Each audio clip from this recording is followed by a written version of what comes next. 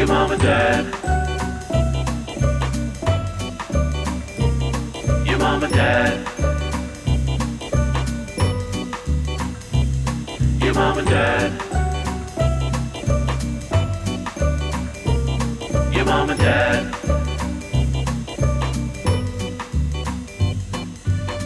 Well, welcome home, family. It's your mom and dad. And welcome to our wedding. The wedding episode. The wedding episode. Hi, Lee. How are you? Good. How are you? Do you like my veil, Lee? That's fantastic. What about Evan's wedding getup? Dude, It's transcendent drip. you know what? It's like, this is like when you go, when you go, oh my gosh, I got a Halloween thing to go to. And then it's too late because you go to like a Halloween store day of, and then you have to just piece together some horrible look, and then you go to the party. People are like, "What are you?" And you're like, "Well, I'm Jason, but modern day." While also being an accountant, and you're just like having to describe your look because no one understands what you are because you just grabbed random shit. It's very Jason Mraz vibe a little bit. If you're not watching YouTube, I have I would say a bow tie that is very traditional. Large proportions. A white bow tie, by the way. So it's kind of like, what's a white bow? Like when would you use a white bow tie? I think they do sometimes at weddings. Okay, white bow tie with what originally was going to be a black like top hat, right? Listen, I went to the party store because we wanted to dress up like this is the wedding day. We have the rose petals, we have the champagne glasses because when we were going into watching this Bachelor finale, we were like, is there going to be engagement? So we wanted to have a wedding energy coming into this episode. So I went to the party store, got myself a nice little veil. I'm looking very like Addams Family bride perfect. Going on, but I could not find a top hat. Yeah. So instead I found a black fedora and I said, you know what?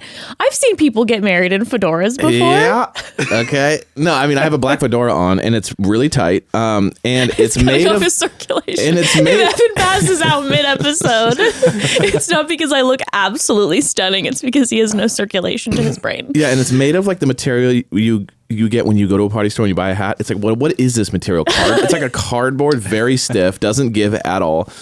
So what I look like is just like that guy that you avoid at a bar. As a single woman, like you're sitting there at the bar and this guy with this hat comes over, you're like, it's time to go. Because he's going to say some stuff. He's going to be like, ladies, did it hurt? It's like, oh, here we go. No, it didn't hurt when I fell from heaven. He's like, oh, you've heard it before. You've heard that you ladies one. have been around. I see. Well, this is my bar, basically. They're like, Jason, this is not your bar. Okay. Can I check your tag? Oh. Made from heaven. Yeah. Oh, Made two in heaven heaven. references. Cool. Yeah, he's the guy that goes to like a how to flirt con. Oh yeah. And he's like, I saw this hilarious clip once of these guys, and they were like, their whole braggadociousness was on how many times they've made out with girls. No. And so it was just like, I've made out 3,000 times. His whole thing was like, how many times he's made out is like, that's sick. Yeah, it's whatever that one really famous guy years and years and years ago who's like the pickup artist. It was so horrendous and misogynist and terrible, and all these guys were like, let's consume all this advice because this is gonna work. Yeah, and it's basically like you're if that Chris guy right Angel now. was a pickup artist. You know what I mean? Like, it's like, I have successfully made out with 4,000 women, and everyone's like, I don't really know what to do with that information. Is that good? What does that mean? I earned this. Yeah. I get the fedora once I pass 200. 200 makeouts gets you the fedora. The gold. Once you get 1,000, it's the gold fedora. So I'm really working. It's like the Mary Kay version of making out with people. It's like the people who drive the pink Mercedes. It's like the gold fedora is like 1,000 makeouts. The thing about the makeout is like, such a strange thing to like have it accomplished too. It's like not like how many people I've dated, or you half of fell the in people love I with. fell in love with or had sex with. It's just like makeouts. It's like such a strange like thing to accomplish. You know what I mean? It's almost like saying how many numbers I've gotten. It's like, okay. I mean, okay, you got numbers, or you made out with someone, but like, it's like the golden fedora is right around the corner.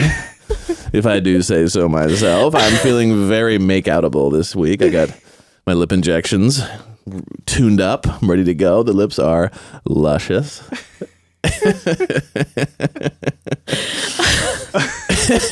You see a guy with you hold out, or you're like in public, you know what I mean? And it's like you tip each other like, "Oh, good to see you, sir. I know you're a part of the program. Welcome to the team makeout." I definitely feel like Zach owns a fedora and has gone to one of these classes. Well, there's just 1,000% chance that he owns a fedora. Yeah. Like, that's not even a question. Like, I would say a year and a half ago, he stopped wearing a fedora. Probably. Do you think that he read in GQ, like, fedoras are out? Do you think he's hit the golden fedora yet? Makeouts? Yeah. Ooh. Do you think maybe that's why he went on the show to up his makeout number? Well, he's he like, knew if he got on the show, he would... people that I can make out with. He's all about, like, you know, what we talked about, this like alpha maleness and everything is like, there's like extreme desire for efficiency. And, you know, like, he's like, people talk about 2 birds, 1 stone, right? It's like, this is like 100 birds, 1 stone. So it's like, and I also wonder too, is it only makeouts with new people, or if you make out twice with the same person, does that count as 2? You're gonna have to talk to the pickup artist. Because he at in least the fedora has club. in the 20 to 30 range now of makeouts. But, you know, if he has made out with someone multiple times, which he has, are those like half points or like quarter points? These are the important questions that need to be asked. I need to see the Excel spreadsheet that they have for these guys. Okay, well, we have a very important announcement first and foremost. Before we drop our important announcement, we do need to take a quick pause. Okay. Oh. Family, I am so happy to say that support for today's episode comes from Jenny Kane. We love Jenny Kane. Think minimalist meets luxury. If you go on their website and peruse, you will be wowed by all the items. Classic, comfortable, and California-inspired clothes. They have so many amazing pieces, so timeless, but my personal obsession is their cashmere cocoon cardigan. Ooh. Holy smokes, it is stunning. I can wear it cozy at home, nice dinner, dress it up for a nice dinner. It's perfect. Or, you know, out to a business meeting or anything. It's also so comfortable. It's honestly probably the most comfortable sweater I've ever put on my body. And Evan, you recently got their men's hoodie and you look hot in it and it's so soft. Thank you. It's like it feels like it's made of lotion. It really does. Like, it's very, very delicious. I love it. Also, they have great shoes. You have those mules from them that I love. Yes. Oh my gosh. I love the mules. If you haven't tried their mules or sandals, then you haven't felt true comfort. Suede and leather give them such an elevated touch and they work well with everything. They're the only shoes you'll reach for this spring. Jenny Kane believes in one thing, the art of simplicity with a focus on comfort, quality, and timeless design. Jenny Kane makes pieces that truly never go out of style. For real, go online, check out their pieces. They are pieces I will truly wear for forever. Yeah, find your pieces at jennykane.com. Our listeners get 15% off your first order when you use code MOMDAD at checkout. That's 15% off your first order at jennykayne.com. Promo code MOMDAD. The brand go-to for all season staples. Treat yourself because you deserve it. Love their stuff. Okay, big so announcement. We have a big announcement. Okay, the announcement involves what we will be covering next, what reality TV show we will be covering next, but of course we have to do Love is Blind season 4. Okay, I have to say, Evan and I have already watched the first episode and a half. Yeah. It's electric. Fantastic. It's just wild. I am so excited to recap this. It's so interesting. It's so good. Yeah. It took everything in my body to like stop because this is the goal. So first episode starts next week. So set your calendars, Wednesday. And we're going to be covering episodes 1 through 3. Yes. So I'm having to like hold myself back because I want to try to cover it without knowing everything. Without spoiling it too much. It too much. Obviously, if there's big news that comes out about things that are going on, we'll cover that. Yeah. But we're going to start episodes 1 through 3 because they're dropping so quickly. Yeah. So we want to, dive right into it. It's going to be amazing. I love it too because, the Bachelor and Bachelorette franchise, there's a kind of similar person that joins these shows.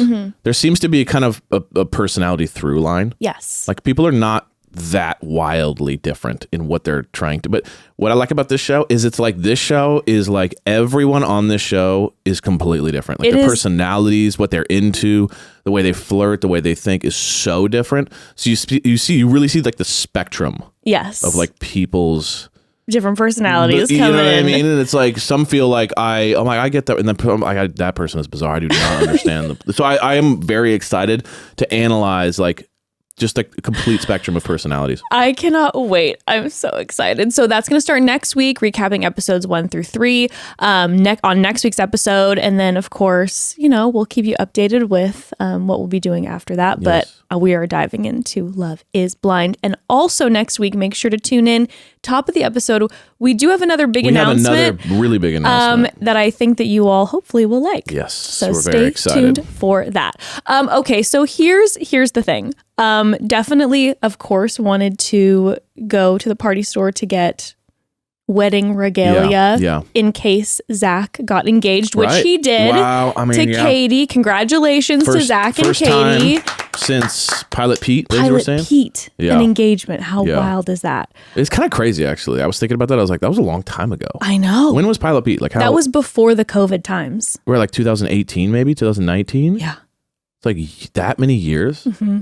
It's like, I mean, does the show work? But does it work? Well, Bachelorette is a different story. So Right. there's been engagements with Yeah, Bachelorette. the but Bachelor the doesn't. Bachelor, It seems to be a struggle city. it over is there. struggle city over at the Bachelor. They're like, will you date me? That's kind of what's been. Now Matt and Rachel At have. the end of this, we will date. I was like, It seems that's 6 weeks to much- start dating. It seems much more realistic. Think about That's it. true. 6 weeks to start dating. But like Matt and Rachel have been going so strong for Mm-hmm, years now. But engagement wise, which we know this show holds prize over Yes. anything. They got engaged. So congratulations to them. We'll be diving into that. But I also wanted to get wedding regalia because Evan and my 11-year wedding anniversary is on 11 Friday. years. 11 years. 11 years. Now together for 1,000. It was 997 or 1,000. I don't remember. but yeah, Isn't that crazy? it is 11 years. 11 years and I think actually maybe 16 years together at this point. 17 years together. Oh my God. Now Do you here's ever look at me and just go, there's nothing left to figure out about this? Like, do you ever look at me and just go, is this it? Like, is there anything left with this? Is this guy just going to keep doing this stuff? Well, or we know what's really going on. I brought blow you- your mind regularly. Come on. I brought you here today Mm-hmm. to discuss some of those issues that I have publicly. Can we start with like just what's your favorite thing about me? Physically, No. mentally? No, I'm just kidding. honestly, you know what actually is crazy? And I've shared this. Tell me your favorite thing I do in bed. Go. Okay, Zach. I mean, I'll give you time. No, it's actually kind of crazy because I've talked about this before on Chatty Broads, but even though I've known you since I was like 10 years old, I still don't know what you're going to do most of the time, which does two things. Number one, I guess it creates an exciting dynamic always. But Keyword, number I guess. She's number like, two, according to it can science. make me mad, like Yeah, wildly mental, for frustrated because I'm just like, I have no idea. It's been so many years and yet you continue to surprise. Well, listen, people always talk about like nice guys finish last and stuff. And like, this is what happens when you marry the bad boy. Right? There's risk involved. Okay. But you know what? The one thing you don't lack is, passion and just like that feeling that says I'm scared, but I'm excited. I hate You know this what so I mean? much. No, do you have any like, I don't know, what's something after before we dive into The Bachelor, which of course is all the talks of love, is there something course. like a piece of advice that you have walked away with after 16 years together, 11 years of marriage? If you like could sum up a piece of advice if you were to give. Okay. I think it's funny. Me and some friends were talking about this the other day, sort of. I think the key is to this advice is once you're already married, or you know what I mean? I think the first thing would be make sure that the person you're with, there's always going to be things between each other that like you don't like, or you're like, oh, I wish they weren't doing that or whatever. But I think the main first key before you get married is with the person that you are falling in love with. Make sure that you genuinely like talking to them, because things are going to come and go. There's going to be frustrations. There's going to be problems. There's going to be all sorts of stuff that hits you. But if you genuinely enjoy talking to them, that is what's going to get you through it. If you just like a lot of the same interests, or like you like doing a lot of the same stuff together, like you can only do so much. But when you're just like stuck at home and you're just staring at each other and you can't talk, it's hard. Yeah. So like, but above all, make sure you can just talk for hours together, and then everything else can kind of be figured out, in my personal opinion. Yeah. Number 2, once you're together, maintain a certain level of individuality. Yes. Like, yes. Like, don't think of marriage as like, we grew up in like religion where it's like to become one. The religious there was always like this trauma of it thing all. of like, and Yes, two you mold lose- into one and you become the seed, whatever. You lose your autonomy in that. You're told to become one identity. And I'm a big fan of like, no, you just commit to each other, but that's it. Like, I like to still think of myself as like just a person that chose you and you chose me, but we're not like molded, you know what I mean? In this like one, like, I don't know, for me, I like having individuality because it allows me to have my own, friendships, interests, things that you kind of can keep your own, you as well. So then you can come together and have something interesting to talk about. You can have,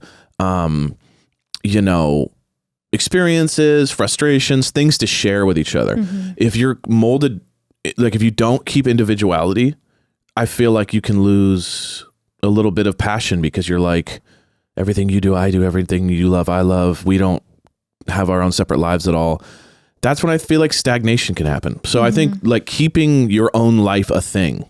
Yeah. Keeping your own life a thing and then just being together in it, That's my personal opinion. You know what? Those are the 2 things I was going to say. Stop.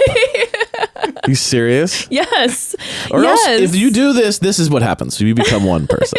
No. All the same thoughts and feelings. No, those really are the 2 things that stand out to me after being together for however long, especially like you're saying too, like life is life. Life brings the good times, the tough times, the best times, the worst times, all of that. And so I do truly believe, first, like what you were saying about someone you can talk to. I understand that, when you start seeing someone that you want to be physically attracted to them, and I'm not saying that that's not important, but I do think that there is so much, people get caught up so much in like the Disney romance of physicality and also like the passion and like, oh my gosh, the whirlwind romance. And at the end of the day, if you are making a choice that you do want to be with this person long term, it sounds so corny, and it's so what we were talking about with throughout the time with Zach's family is finding your best friend that he's looking for. And I know it sounds so cheesy, but it is so beyond true. Like it's so beyond true. But having your best friend, and I think what you're saying specifically, like who you can talk to and who you enjoy being with the most at the end of the day is so important. Because it's like, I know for ourselves, it's like, our lives have changed so much from what we thought they were going to look like when we first started dating to what we thought our life was going to look like when we first got married. So many things have changed. And I think if we had purely focused on, physicality or purely focused on the specific things that we had in common at the time, I don't know where we would have been. Thank God I'm good at conversation. You know what I mean? God, you're a good chat. Because if not, this fedora would have been the final nail. But that's the fedora was the final ick. But that's the thing, though. Honestly, too, I think some people aren't as chit chatty and are a little quieter. But then you find your person that you like just being with, even if you're just being quiet with that person. Yeah. But just being in that space. Yeah, you just like to be around them. Enjoying, like genuinely enjoying it, not being like, oh, I gotta do that date night again. Like I think it's really important to find that person that. In general. One last thing too. And the individuality, by the way. Yeah. Yes. One last thing too. I think you need to look at your life and then compare it to when you're with them or when you're not with them. If they make your life better. So they make you more proactive to better yourself. If they make you more inspired to work harder or whatever you're trying to achieve in life.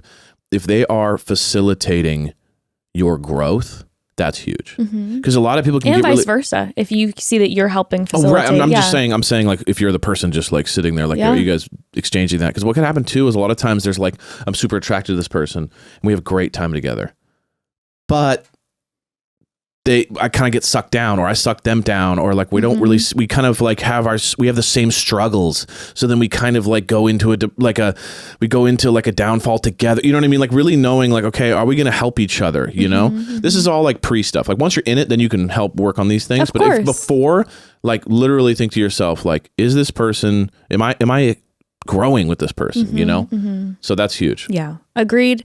And again, the individuality thing, I just want to say for myself personally, I know when we were maybe a year and a half into marriage, I really let that go. And not because you were encouraging me to go be my individual self, but I think a lot of the religious trauma that Evan was talking about, I was like, okay, I have to be a certain way because that's what my upbringing told me. And it was very much like, okay, I just have to become one with him. And I lost a lot of the individuality, and it led to a lot of emotional struggles for myself. It led to a lot of struggles in our marriage in that first year and a half, where we were arguing all the time because I was feeling frustrated because I was like, oh my gosh, like I feel like I've lost myself. Right. And even though you were encouraging me towards that, I was just kind of caught up in this whole, we must be the same.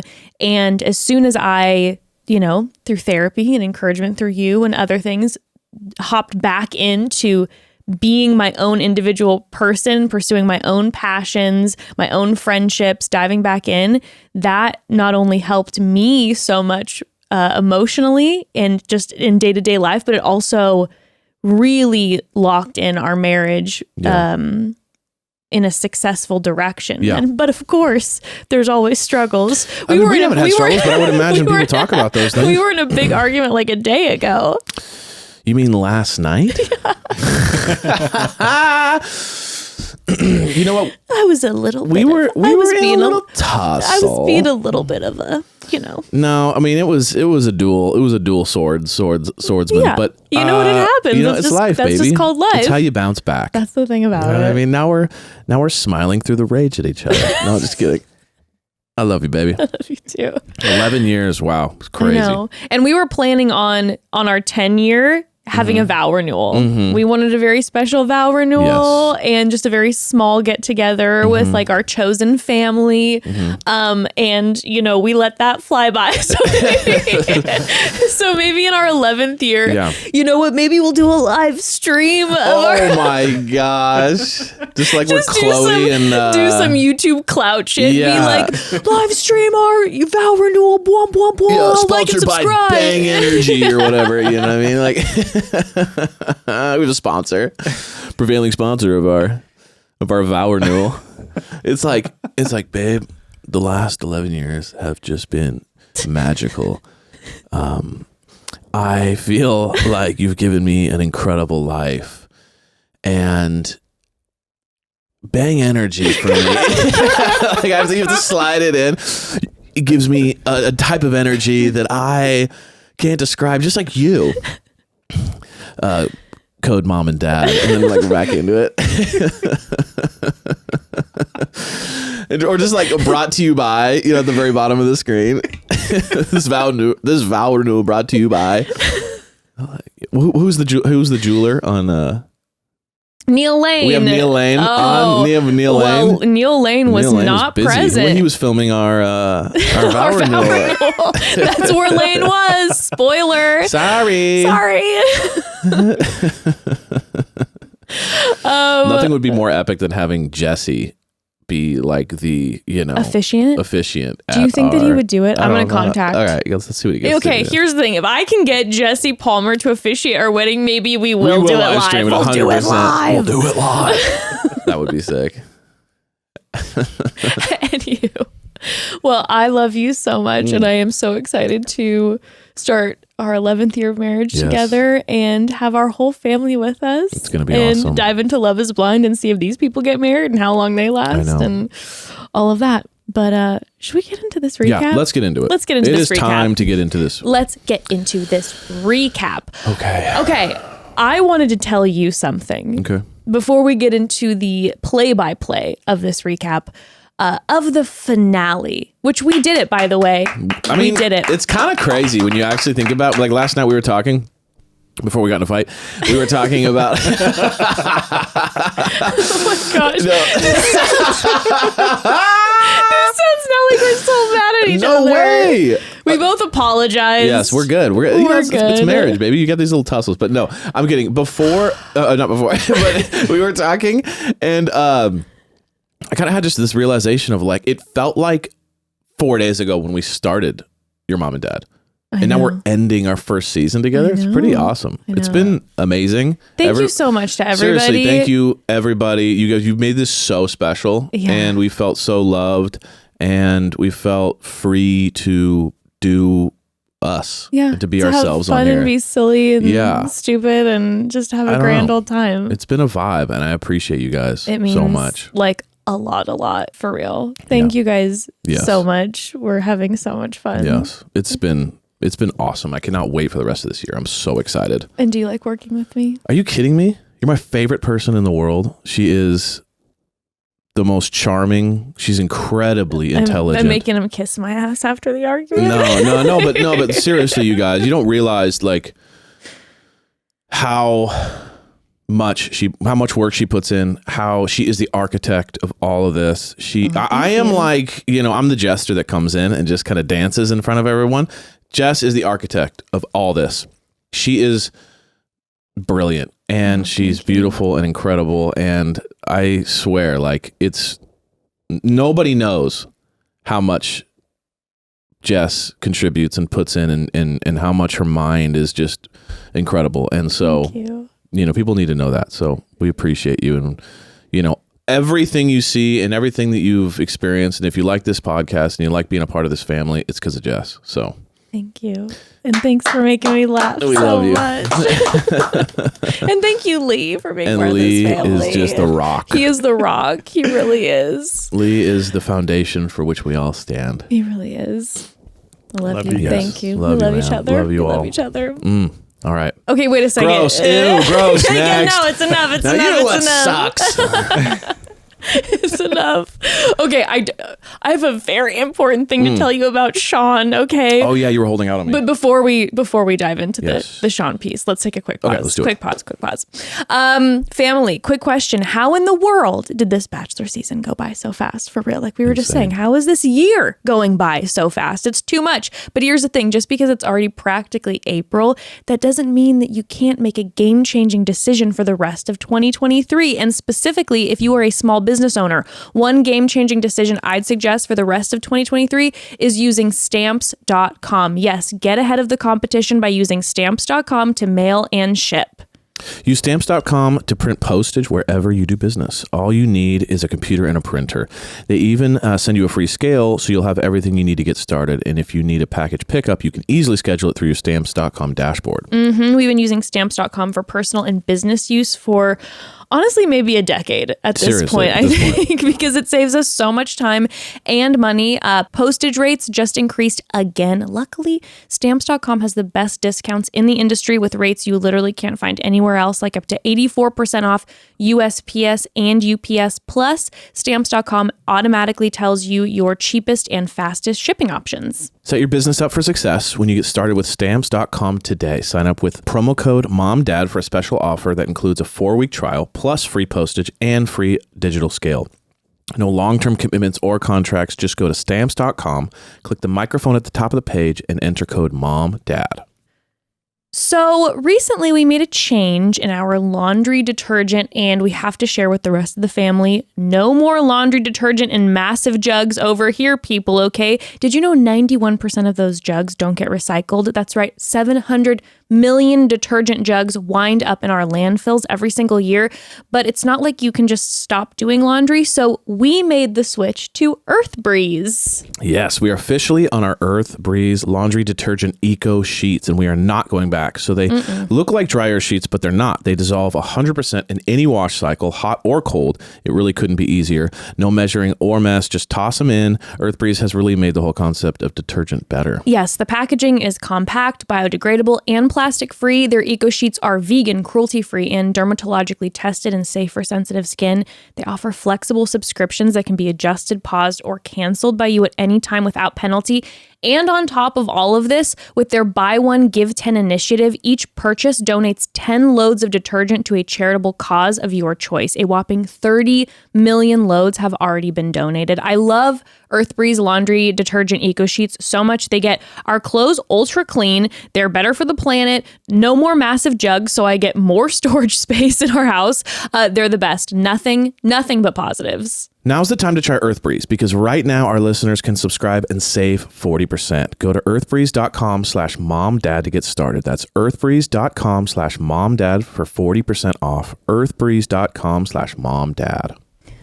Okay, what I have to tell you about Sean Lowe. My gosh. Threw some flower petals. Yeah, Okay? by the way, if you saw a flower petal on me, it was a fake flower petal. It wasn't a pepperoni. It's just, Because they kind of look like pepperonis from here.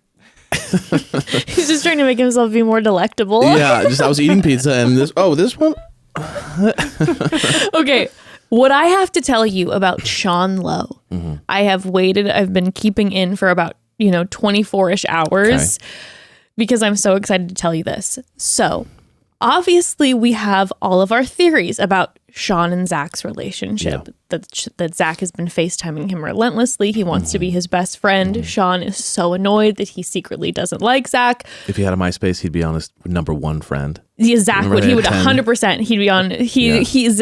Sean is 100% on Zach's top 10 on MySpace, no question. And Zach cannot be found on Sean's top 10. Real quick. Back in the day, that was brutal. Oh, it was horrible. Because you would put your friends on the top 10 or whatever, and then if it wasn't the same, if you weren't on theirs, it was like you might as well never talk to them again because it's the most embarrassing thing ever. As a people pleaser, nothing facilitated my anxiety more than if someone put me on theirs and then I'm like, oh my God, I got to put them on mine. But if I remove that person to be on the top 10, then they're going to get their feelings hurt. It was horrible. It was horrible. Sorry, I remember Becca dropped some serious hot wisdom on me like a year ago when we were talking about that. And I'm like, why didn't I think of this? She was like, you should have just made all your top 10 like musicians. Right. Take the stress out of it. That's true. If I could go back, my sweet poor heart. I just think I didn't do a top friends. Did you have to do a top friends? I think you had one. I believe you had one. Just put you. It's just me over and My over. only friend. Individuality. Okay, anyway, continue. So what we saw yesterday on social media, well, we know that Sean and Catherine went to the finale, but of course Sean came down and had like a 10-minute interview with Jesse about his thoughts on how Zach handled the season. Well, earlier on Sean's Instagram, he posted a reel of his wife, Catherine, being like, no, seriously, listen to me as I explain the season to you.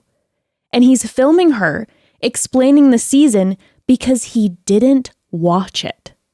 Whoa. Sean didn't watch the season. So Catherine's sitting there going like, okay, so here's the thing. So there were the three top girls and then this was happening and and giving him the full breakdown before they go to the finale where Sean, first of all, is getting interviewed about this and hasn't done any research at all. The franchise hated that. that he posted that They're and like, revealed we that. paid you to be a part of this and you didn't even watch and it? imagine Zach's like the devastation. betrayed. The devastation that Zach felt seeing that. He's already, Zach is in his trailer getting makeup and hair prepped for the show. He's like, feeling, just give me whatever Sean gets. Give me the Sean.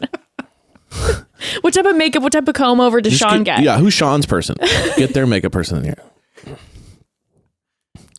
I want to look like my idol.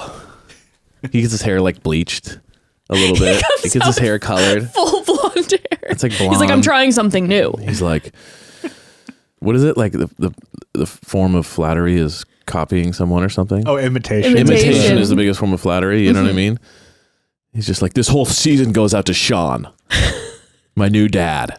Sorry, Dad. Oh, how sick would it have been if when the families were there, it was just Sean and his mom.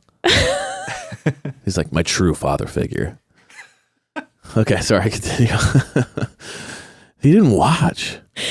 He just collected the check and he's like, see ya, pals. And he's like, bye, I don't give a shit. And then when you knew that, then watching his sit down segment with Jesse, when Jesse was asking him, like, how do you think he did? And he was like, I thought he was terrible. And then he was like, just kidding. Thought he handled it well. It's a tough situation. Didn't give him that direct advice about how he handled the fantasies. When he asked my opinion, he'd let us know that it wasn't his fault. But he didn't know. And all I saw was Zach sitting in his trailer, getting his hair and makeup done, pulling up Instagram to check on good old Sean. Sean's on his way, my best friend. And seeing that his best friend did not watch his season and was getting the rundown from Catherine. Like, that Zach's like ready for the birthday invite and it's not coming. It's not going to come. And he's like devastated by the idea of it not happening. Can we talk quickly about the Sean Lowe interview? Yeah, please. So by the way, though, Catherine's your friend, Zach. Catherine's your friend. She's the one who, when Sean was doing all the FaceTime calls and was having to go fly out to see you, she's holding down the fort. Okay. She's continuing to watch your season. She's the one supporting you out here. So that's your best friend. Zach, two things. Number one was Sean was like one of those celebrities that got busted, like pushing fake crypto stuff. You know what I mean? And then now they're like getting fined. He was like, I got paid to say that you should buy this crypto. Like, I didn't even buy the crypto myself. Oh, you mean when they were like, why did you do this? Why did you tell him that? Not only that, but it's like, that. And then also just the fact that he went on, didn't watch the season at all. He has no idea. He's like, I don't know. They paid me a bunch of money to say that you should buy Buttcoin. And like, I didn't buy any myself, but sorry, you bought it. Like, that was like, I felt like his whole interview was him just going like, I didn't know Buttcoin was fake. You know what I mean? Also, Sean Lowe had a couple adult beverages before he came down. You think so? Oh, yeah. Because when he's with Zach, he's just like, fantastic. Yeah, well, I wish you the best and just make sure you try really hard. And that was his energy. When he came down, he's like, ladies and gentlemen, what's going on down here? All of a sudden, he's like Mr. 3 drinks at the bar. Okay. And he's just like, he did horrible. Kidding.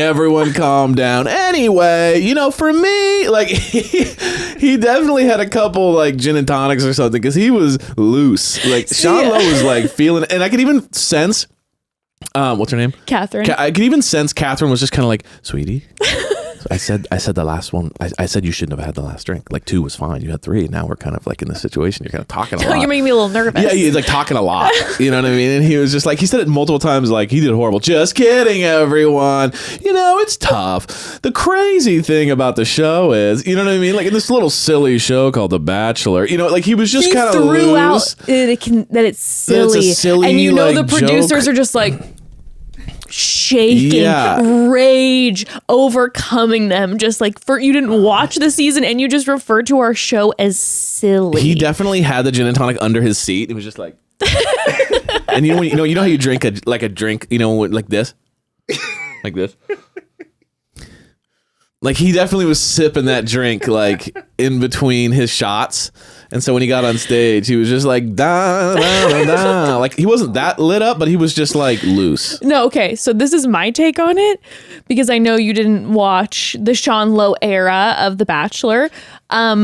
I believe that's more how Sean is in interviews. When he's with his wife, Catherine, he definitely seems more like fun, engaged. Yeah. When he's doing podcasts, he's throwing out jokes. He's more quippy. Okay. And then when he was with Zach, I think he just didn't like Zach.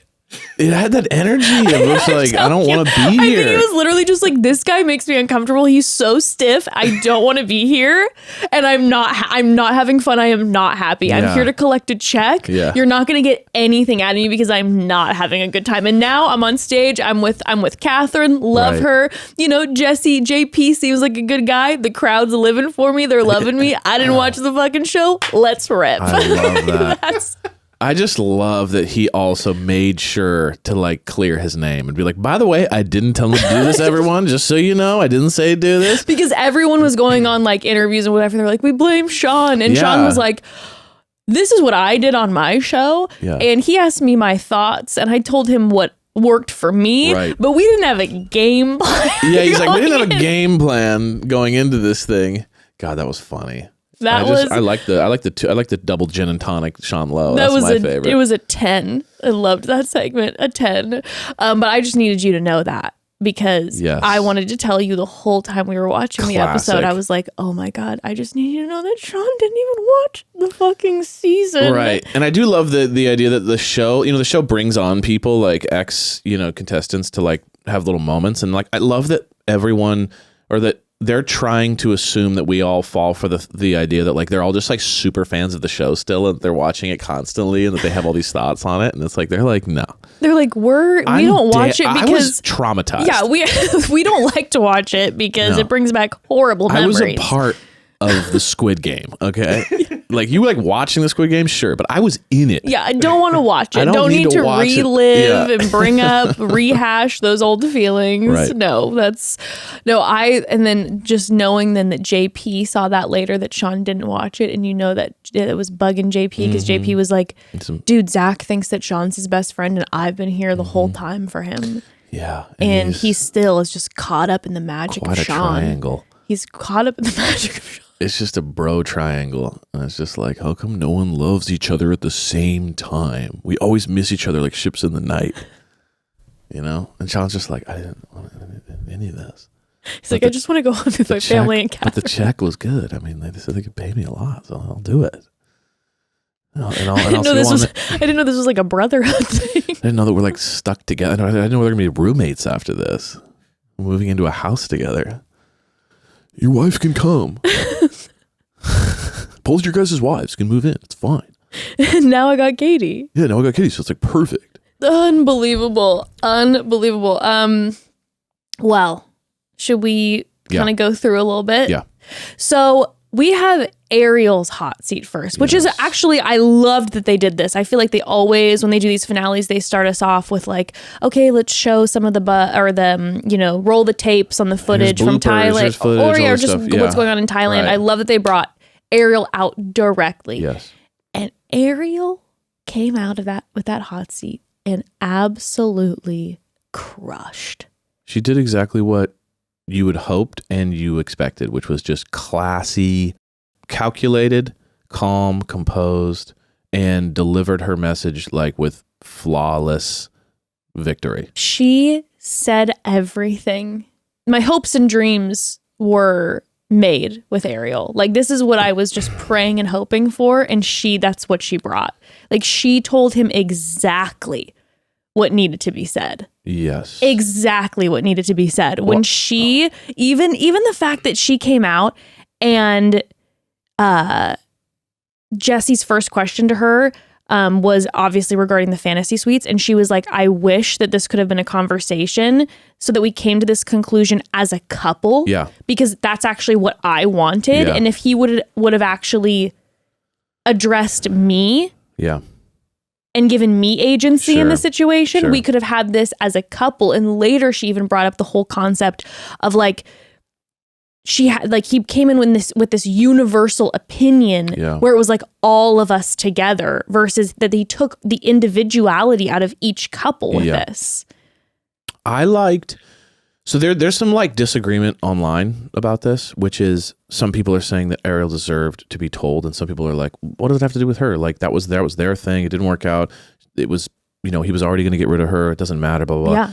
My view on it is that she deserved to hear more than Kaity did because he never sat down and told Kaity, I'm not going to have sex. Right. So for me, it was like the only person he told was Ariel. And he's the only person that he told and didn't hook up with. Yes. So he told Gabi and did hook up with her. Yes. He told Ariel and didn't. Yes. Therefore, if there's anyone who doesn't need to hear, it's Kaity. Because Kaity wasn't even a part. I'm saying if you were to make it, she was the only one who wasn't a part of this whole conversation. Right. So, and she even made it known when he did tell her, she's like, I didn't need to know this. Like, you know what I mean? She was like, I didn't need to know that you did this. We never had this conversation that you weren't going to with me and that you weren't going to with her. And then you went back on your word.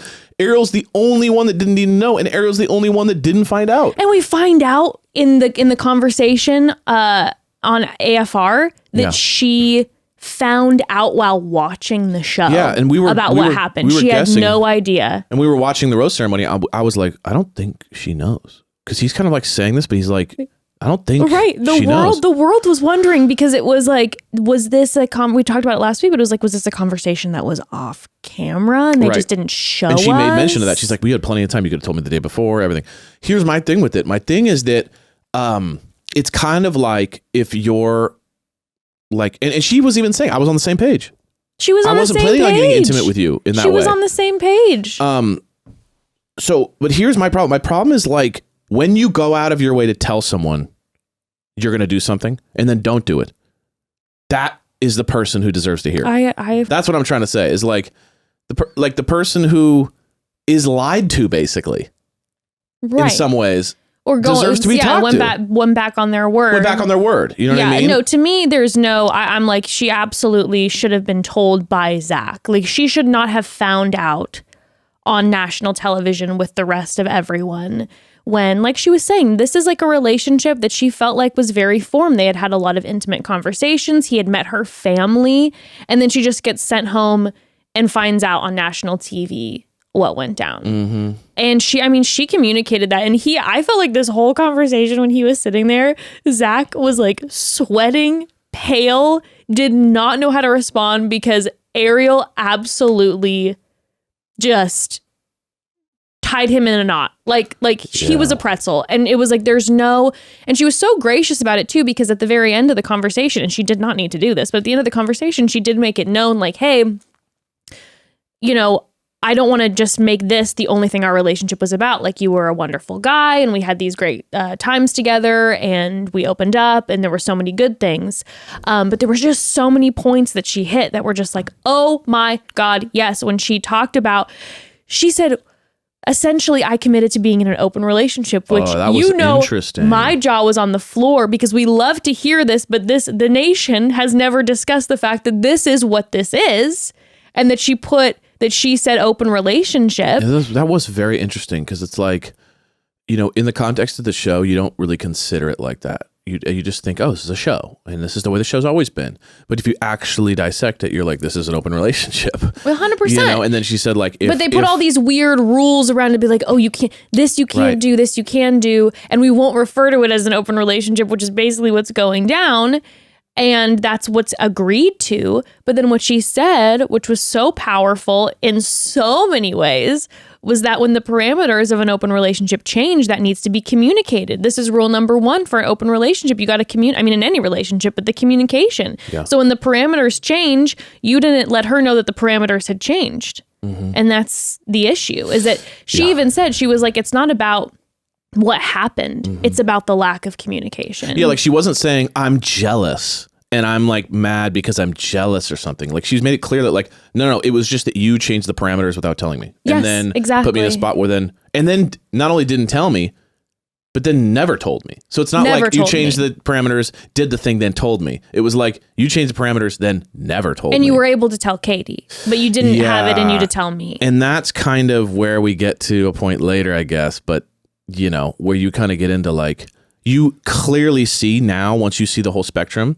At first, there was this whole thing of like, oh, it's all about honesty and it's all about straightforwardness and this. But you kind of actually pull back and you go, no, he was just trying to keep one person. Yeah. At the fallout of everyone, he was trying to keep one person. Uh-huh. Because if it was just about pure honesty, if it was all about like Mr. I can never tell a lie, then it would have been, he would have had to go tell Ariel. Of course. And then he wouldn't have handled the Gabi thing the same way he did if it was just about honesty. But it's not. It was about like, oh shit, I might be losing the person I love the most. So let me just kind of, that was an interesting one. Not so heart guardian of him. Not heart guardian at all. Very much not heart guardian energy. Zero heart guardian. But yeah, I mean, she just communicated with him so powerfully and broke down everything so powerfully that not only was it, I think, something that Zach absolutely needed to hear, but I think it was one of those things that just as an audience member, I was like, thank you for sharing this. Like, I wanted to hear this as well. And as I processed the relationships and all this, it was just like an incredible moment. Yeah. And Zach definitely, like, you know, he didn't argue it. He kind of just sat there and was just, he said that it was one-sided. It was selfish of him. And then, you know, he definitely, he listened but yeah. Yeah, it was interesting. I thought she, you know, I don't know. You know me how I feel about Ariel. I think she's just out of the, like, so far out of his league when it comes to just this whole process that it's just like it just not like it's interesting to hear her talk and move in this whole situation. Like, why like what is happening? Like, even the fact, like, yeah, she just seems like very elevated in so many aspects. I know. Like, she is, honestly, she's going to come to me in my dreams when I'm having like a beautiful romantic dream of New York and a museum opening, and Ariel will be standing there with a glass of champagne looking at a gorgeous art piece. And then when I walk over, she'll tell me what she sees, and it's something I would have never picked up on. And I learn so much from her, and she's so beautiful and all the most romantic, wonderful things in the world. I had a thought about her, and I thought, as I'm wearing a cheap fedora and a party store, you know, bow tie here, was like real trash over here. Was I imagine her trying Taco Bell for the first time. She takes the taco and she takes a single bite like this, puts it down. She goes, "It's actually quite good," and then walks away. You know what I mean? I don't know why that's like this so specific. But like no one would ever eat a Taco Bell thing like that. But she'd go, put it down. Oh, it's quite good. It's better than I thought it would be. Oh, it's good. I could see why that would be popular. And then walk away. And then I'm just like, can I get that? I eat the rest of it. You know what I mean? It's like, it's just like, she's so poised and in control. That like, you know what I mean? She is poised. She's the definition of poised. And she was just looking so stunning. Yeah. And I mean, just absolute bravo. I'm so happy that we got to meet Ariel this season. I hope that she's in Bachelor in Paradise. That'd be sick. I think she would be amazing. I could also see Ariel being the type of person who was like, I tried this. I thought that I would, you know, I was looking at, you know, my year of 2023 and thought, you know what, I'm going to try something new. So I think I might audition for this show and go out of my comfort zone a little bit. And she ends up getting the role on the show. And then she goes all the way to top 3 and she's like, all right, that was great. Learned this and learned that. And now I'm moving on with my life. I could see her actually saying no to Paradise because she's like, I'm good. I tried this and I'm fine. But I would love to see her on Paradise. Me too. I would love to see her. If she goes on Paradise, she's going to have a line out the door, I think, waiting for her. I think so. That's for sure. That's for sure. She is one classy lady. I think she's incredible. But yeah, I do like the idea of her just being like, you know what? I used to judge people that watch these shows and were on these shows. And I realized that's not where I want my head to be. So I'm going to just be on the show. And everyone's like, you're not gonna, it doesn't work like that. You can't just get on. And then like 2 weeks later, she's like, I'm on the show. And I'm like, oh, shit, okay. Yes, it does work like that for you. Okay, so then Ariel leaves the stage. We say farewell to our princess. Yes. And then we go back and we get to see Zach's family meeting Gabi and Kaity. Yeah. Now, I want to say this about Zach's family. I know all of his family absolutely loves him. Yeah. I know it. But I do love the idea that his one brunette sister hates him. I like to fantasize that she, or just doesn't hate him, but is just like, this fucking guy. It's always about Zach. Zach. He's the golden boy. Yeah. He's the prince. And it's always about Zach. It's always been to everything for Zach. And mom and dad are obsessed with Zach. And and she's probably the youngest. She's like, and I'm just, you know, I'm the cool one. Like, I just kind of picture her being like some like hot, cool Twitch streamer or something. Right. And just having that vibe. And she's just like, God, here we are again. We're always at one of his fucking football games. I think my favorite thing about her is that she can't fake a smile. You know what I mean? Like she's kind of sitting there like this. Like, they dragged me to this thing. I didn't want to come. I was willing to not be a part of this. And the parents were like, we need to present a family unit. And she's like, we are a family. We love each other and we need to do this. Okay. And she's sitting there just like this. Gabi's like, and I just love yours. And she's just like, just nothing.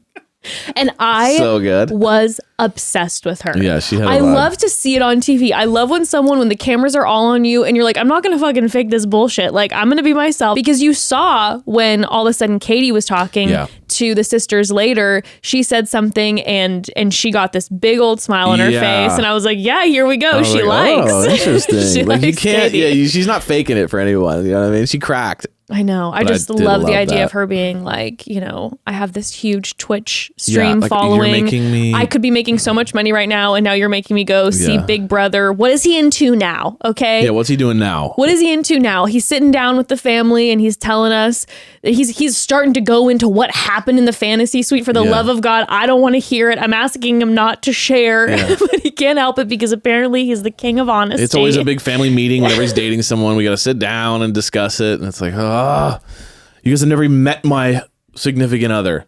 I keep them from you.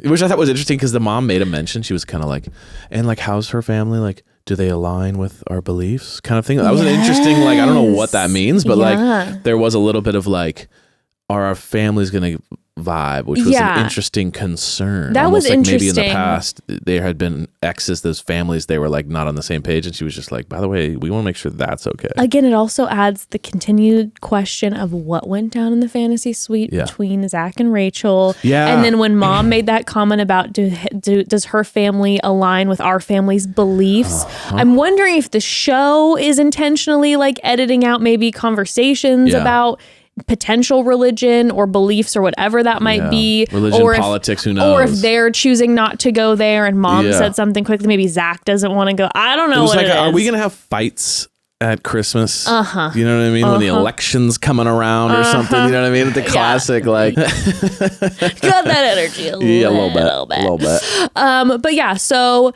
Gabi, before she meets the family, we see that moment where you know me, I was convinced she was leaving. I believed with every fiber she of was my on being her own volition leaving, that she was going to be like, I'm out of this. I'm not okay with what happened. Yeah. I can't trust him anymore. I'm leaving. But she says that she needs to talk to him before she meets the family. If the talk doesn't go well, she's not going to meet the family. And, she ends up explaining what he did, like how that made her feel. And I mean, all these feelings that are just like so beyond valid. Oh my God. And we'll get into him with Gabi later. But it was kind of a lot of like, she goes, she's frustrated because she's going, did you regret the whole thing? And he goes, no. I don't regret that we hooked up. I regret that we hooked up. And she's like, he's like, does that make sense? Like, no. And it's like, she even kind of has that look of like, I'm not really getting it. Because he's going like, listen, I don't regret that we hooked up. I just regret that like I said I wouldn't and then I did. And she's trying to kind of like, you could tell like, when someone chooses to believe something? That's what it was. It was like, I choose to believe what you're telling me, even though my body is screaming, maybe don't believe it, or that like the truth lies somewhere in the middle. But like, it had that energy of like, I'm not gonna, let's just go. And then too, because you could see all over her face that she was like, you're not helping the situation right now. You're not like, I'm trying to explain to you how I felt. Like she used the term like an accessory in the crime. My heart was broken at this woman who should be in a situation where she had, they're two consenting adults and they had sex and that's great. Yeah. And now she's feeling like because of the way that he handled everything, she's feeling the shame, which is terrible. And like my heart was breaking for her. And she's explaining this to him. This man is just like, no, I don't regret it. I regret it though. And it's just like, and you see her face. And then what he does is, I believe what he did when they talked last week, where all of a sudden he said, I'm falling in love with you, when he saw her facial expression. She had her facial expression that made it look like she was maybe stepping away. And then he says, well, in my heart, I feel that it's love. Yeah. And then that seemed to make her feel like, as I would feel the same way too. This person's looking at me, and the first time I'm expressing how I'm feeling, they say that they're falling in love for the first time. I'm like, okay. And then we get to this, and I'm expressing more, and then this guy's like, no, it's love. So of course, anyone's going to feel a little bit like, okay, I'm feeling like I'm going to trust you, and I get that how this show is, and it's part of the process. So you can't maybe say certain things, but I'm going to trust you. And so she did, and. What was interesting is it's like the second or third time he said like, I love you, basically. Yeah. And then later on is like, I don't say that word easily, and I'm keeping that for the person. And I'm going, you've already said it like 3 times. I'm like, yes, I understand you didn't say I love you, but you said every version of it you could say. He told her when he was like, it's a panic move. He panic moves the love thing. Every time he said every time he said either I'm falling in love with you or I love you or something, he does it when she is about to walk away. Yep. It's like a panic, like, let me say this to get you back on the hook. You know what I mean? Which is why my heart broke for her 10 times more when we see everything later in the episode. Because it really makes it tough because your brain's going, well, you're telling me you're loving me, so maybe you're just bad with words right now. You're having a hard time communicating. Because all he needed to say was like, I don't regret having sex with you at all. What I regret is that saying we shouldn't to other people so that I feel like I created this, kind of two-faced situation with them. Yeah, and if I would have, and that really puts me in an awkward position where now I need to apologize to them, but I don't apologize to you because I like what we did. So it's like it's a mixture of that frustration. But instead he's like, I don't regret it. I just regret it. And you know what I mean? It's like, right. Like, instead of saying it's him taking full ownership of the situation, instead of making it like a dual thing. It's like, no, I am happy and I'm glad we did it. And this is what we wanted to do. Right. I regret the parameters I made up before going into it. So that we could have done it and enjoyed ourselves, and I wouldn't have this kind of feeling like I gotta then explain myself to everyone or whatever, right. Whatever that is. But so I know it's interesting. But so then she ends up going in and meeting the family. Yeah. I mean, she was great. She was phenomenal. She went in, she absolutely crushed it. Clearly the family really liked her. I mean, when she was sitting with Dad Zach, she was just really opening up her heart and explaining like what she believes a relationship should look like and love should look like. And it's so beautiful. I mean, everything went great. There was no hiccups. Right. And between her and Kaity, I thought that Gabi knew the right words to say. I thought she handled each individual person really well. Mm-hmm. I thought she did a great job navigating the family, everything. Mm-hmm. But between the two, you could tell that Gabi was aware something was off with Zach. Yes. So her energy was more like her behaving well for the parents in order to win everyone over and be a great candidate versus Kaity was like, just, you could tell completely comfortable in herself.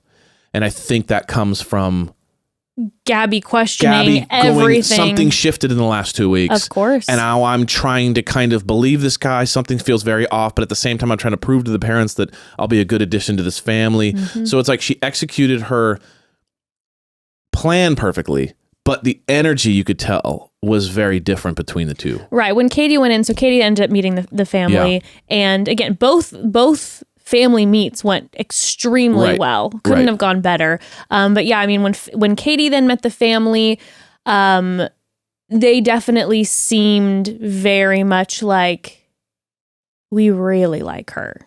Yeah, and Kaity was very vulnerable. Mm-hmm. So she was like crying multiple times. And you could tell that she, because up to this point, we hadn't seen Kaity, like, other than the past like 2 weeks, 3 weeks, we hadn't seen many tears and many like, moments where she was maybe cracking under the pressure. But the last week, especially through the fantasy suite situation debacle, I think it really cracked her in a gnarly way. And I feel like she was really going through it. Yeah. Hence, she's crying in every conversation. And before that, we didn't see that kind of level of emotion and tears. Mm-hmm. So, I think that it hit her, but I also think it really endeared her to the family. Of course. Because the family goes, wow, she really cares. Right. Like she cares about this and she's feeling the weight of it. And it probably makes the family go, oh, we're kind of out of the show right now. And we're just dealing with like some reality here. Right. Well, when Mom and Kaity sat together and Kaity all of a sudden, when Mom said, hey, how do you feel about the fact there's another woman here? Yeah. And Kaity starts crying and Mom's like, it's okay. I get it. It's hard, and was there supporting Kaity. And it feels like it definitely bonded the family a little more with her. I agree. Yeah. And she was also very praising of him to the family. So I think they also felt encouraged there too. So although Gabi, but like Gabi did what anyone, like if we could have Gabi did what the perfect version of any of us, we're going to a barbecue with someone we know we're going to break up with in 5 hours. Yes. You know what I mean? It's like, I'm going to, like, she perfectly executed, but like at the end of the day, you know, in the back of your head, like, I'm going to a barbecue with the family and it's over in 5 hours. Yeah. So it was like tough. You could see it now having seen the whole thing, you could see in her eyes. She even said, I knew it. She knew it. Okay. Before we keep diving in, got to take a quick pause. Okay. Quick pause. So here's the truth of the matter. Our family produces more waste than I would like to admit. Honestly, between us, the kiddo, her friends, and now the 2 dogs, it feels like we're always taking the garbage out full of food waste. So we knew we needed to figure out a composting situation. And let me tell you, Lomi by Pila came in and absolutely changed the game. When I say wow, that is an understatement. Lomi is incredible. It's like magic. It is magic. It's unreal. Lomi allows us to turn our food scraps, like leftovers, our coffee grounds, into dirt with the push of a button. It's a countertop electric composter that turns scraps to dirt in under 4 hours. It's mind-blowing, and this thing has no smell when it runs, and it's really quiet. We're talking composting and creating soil instead of waste, and we basically have limitless supply of dirt for the garden. And I gave one to my sister, too. Oh my gosh. She's a big gardener. She's obsessed. With it. Yes. Since we got our Lomi, we throw out way less garbage, which means it's not going to landfills and producing methane. Instead, like Evan said, we're turning our waste into nutrient-rich dirt that we can use in the backyard to feed the plants. And I'm talking way less garbage with Lomi. We've gone from 3 bags of garbage per week to 1. Okay, we're obsessed with our Lomi. And like Evan was saying, we turned his sister onto it, and she has a large family that has a lot of waste going in, and she's obsessed with the Lomi. And again, like Evan said, it's not huge, so you can put it in your kitchen and it won't take up so much space, or in your laundry room. Your sister ends up keeping it in her garage. It's so convenient. Yeah, it's super modern too. It looks great. If you want to start making a positive environmental impact, or just make cleanup after dinner that much easier, Lomi is perfect for you. Head to lomi.com/momdad and use the promo code momdad to get $50 off your Lomi. That's $50 off when you head to lomi.com/momdad and use promo code momdad at checkout. Food waste is gross. Let Lomi save you a cold trip out to the garbage can.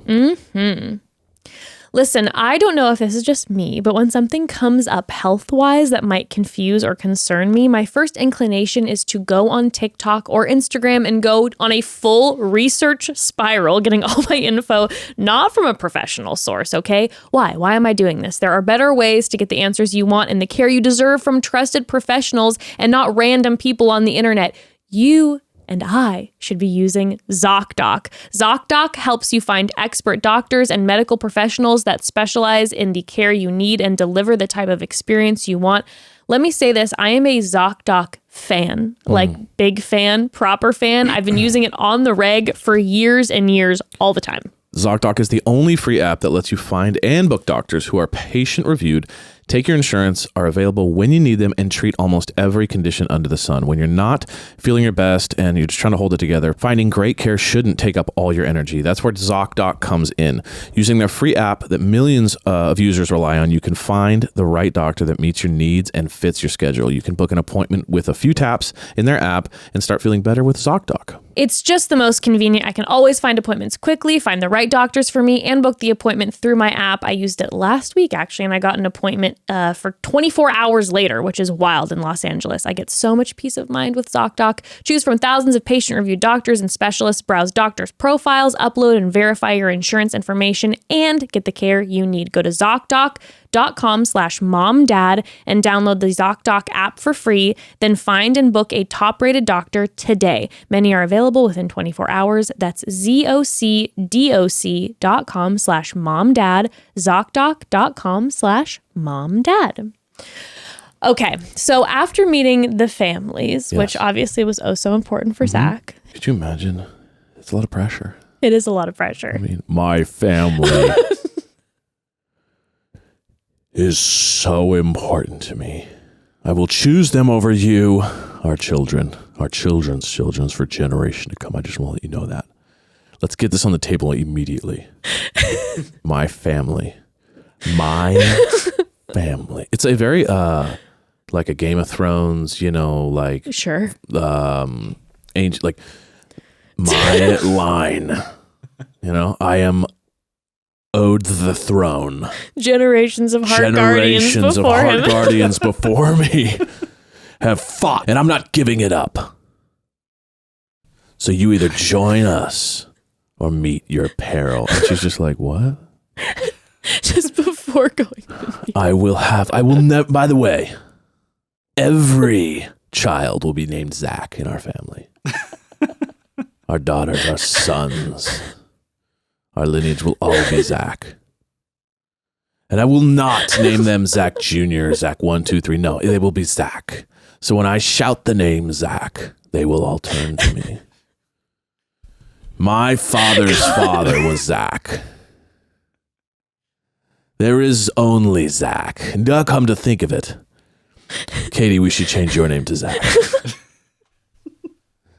I want to be one unit. I was listening to your mom and dad podcast, and they were saying that two become one is not so great sometimes, and that you should maintain individuality. Well, let me tell you here. There is no individuality. There is me. And me only. So hear me now. As the Heart Guardian. We are Zach. I am Zach. And my family will reign in eternity. Something in that world. I don't know, something in that world. In that nature. And it's just like, Zach. And then they all shut and they all turn around. My God. My face I've been watching a lot of, like that era of show. Have you? So Yeah. So it's really it's hitting home. Yeah. I really feel that. Well, he had his then final one-on-ones. Yes. His first being with Kaity. And I mean, they went for a hike. I was like, could we ramp it up a little bit for the final one-on-ones? I feel like you have these like such over the top gorgeous dates. And I feel like the final date, I know that it's important to like spend time. And in the evening, they always sit together on the couch and have a good amount of time together. But the day portion is always, I feel like, a little underwhelming. You're like, I mean, obviously it's beautiful, the environment, walking to the beach, like later with Gabi, and then, Gabi going had on like hike. a horse ride. That's true. And That's true. a beautiful like gazebo on the beach. That's true. But I'm just thinking the final date, you got to go. It's going to be over the top. No, but I'm saying comparatively. Yes. And even Katie knew, because he goes, we're going to go on a hike. And she goes, oh, a hike? She had flip-flops on.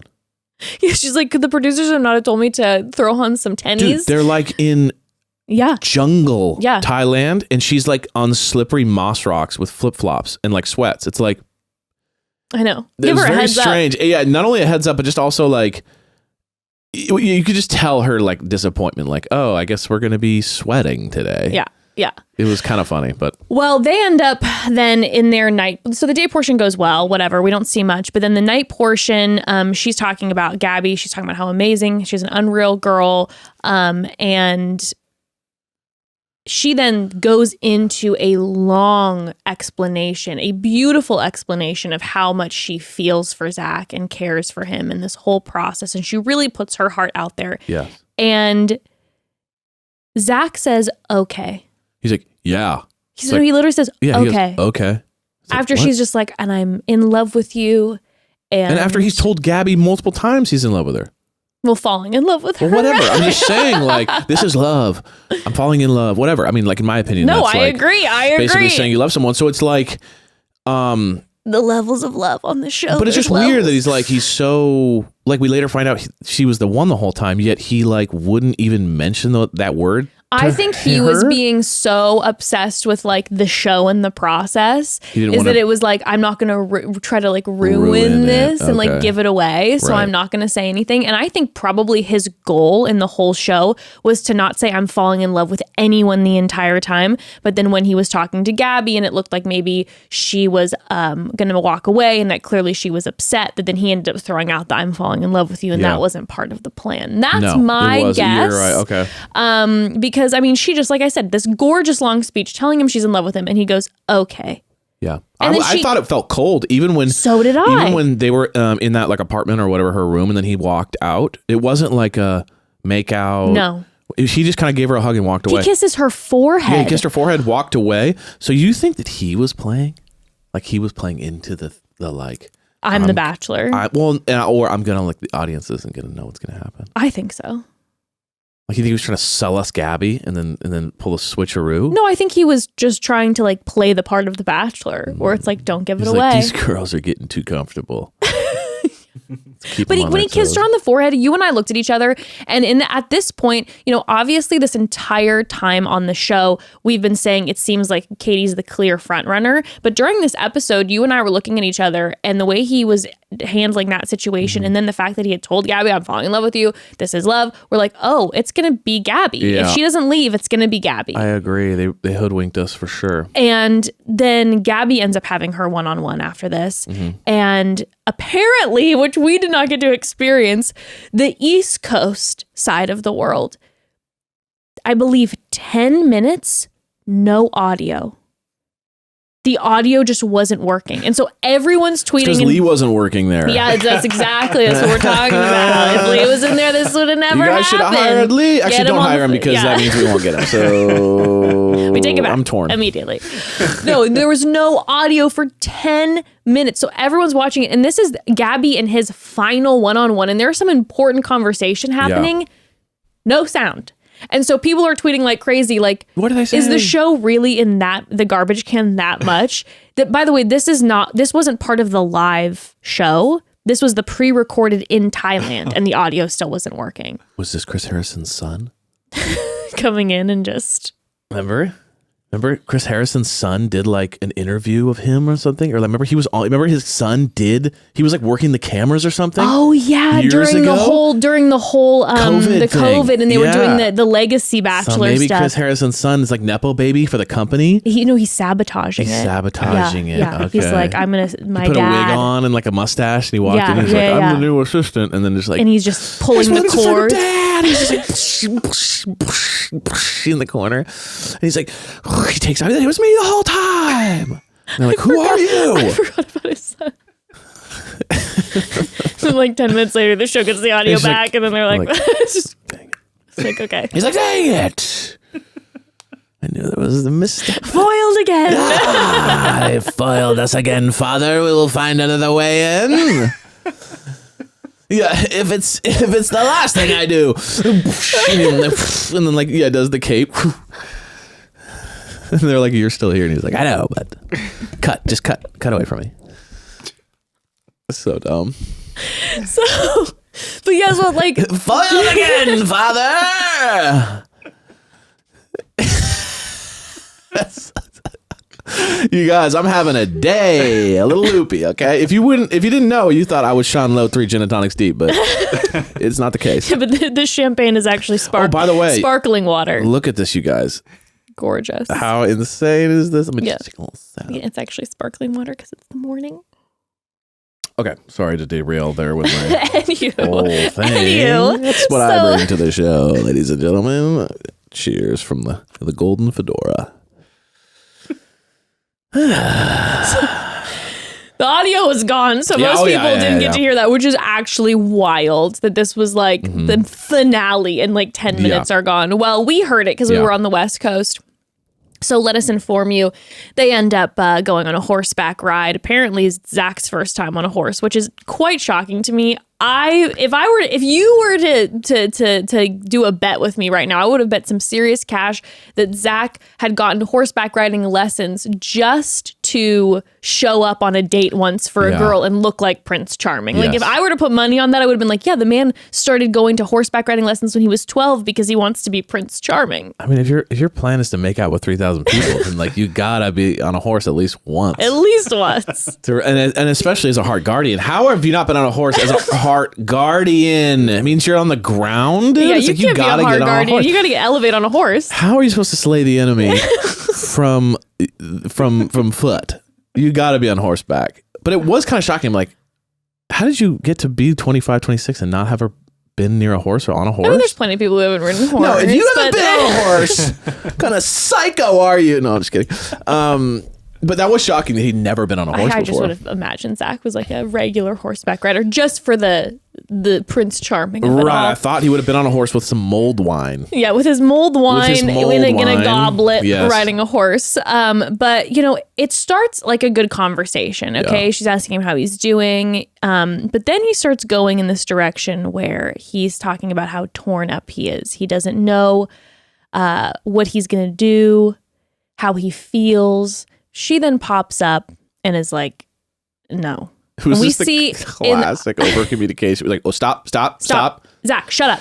I know. When she says, "How are you doing?" Yeah. You can literally just say, "Yeah, I'm just feeling this is a lot. It's overwhelming, and I'm just, it's coming down to the wire, and I'm so enjoying my time with you." And yeah, Just so nervous, and I'm ready for this next, move, but I'm scared. Instead, he literally opens with, "I know you don't want to hear this, but I'm very torn, and I'm leaning not here, if I'm being honest. So you better start pulling out some of the special stops because I'm starting to fade."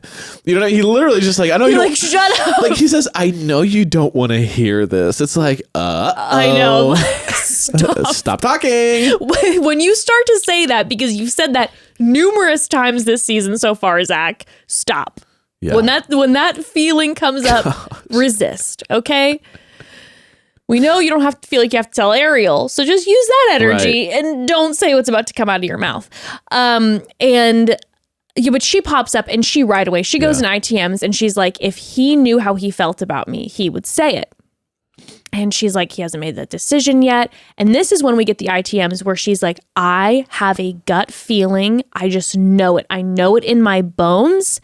It's not me. I can see it coming." She sees it coming from a mile away. A mile away.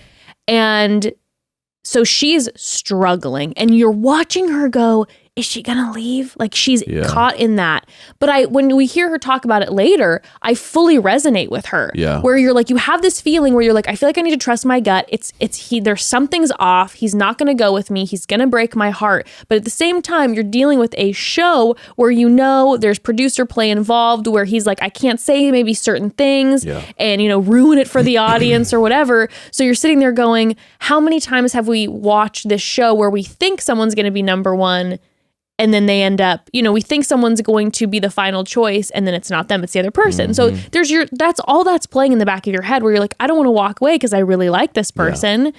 What if I walk away and my gut's wrong? Yes. I totally resonated with everything she was feeling, like so deep.